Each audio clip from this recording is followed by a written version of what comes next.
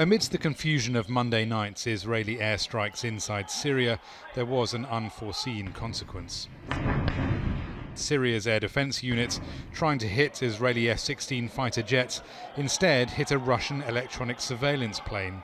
The Il-20, like the one shown here, fell into the Mediterranean, killing all 15 Russian servicemen on board.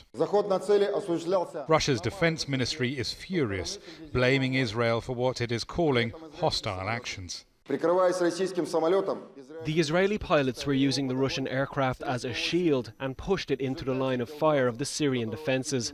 As a result, the aircraft, which has a much more effective reflecting surface than the Israeli jets, was brought down by the missile defence system. Israeli aviation management and the pilots of the F-16 jets must have seen the Russian aircraft as it was landing from the height of 5 kilometres. However, they have done a provocation deliberately.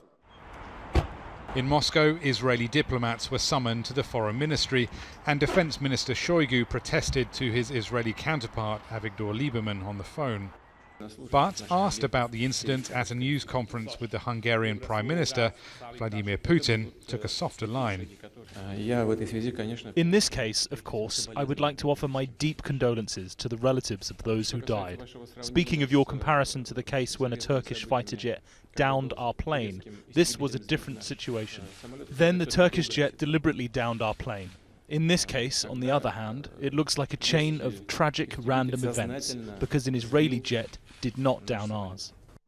The difference in tone between the Russian Ministry of Defense and Vladimir Putin suggests that the Russian president is satisfied that the point has been made and that this chain of tragic circumstances, as he put it, shouldn't risk what has hitherto been a pretty good working relationship between Russia and Israel.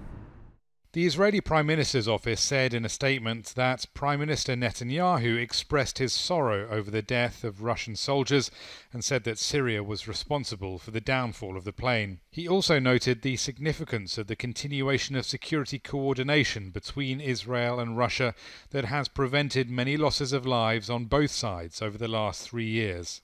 At the moment, neither leader seems willing to allow this incident to upset the status quo. Rory, Challands, Al Jazeera, Moscow.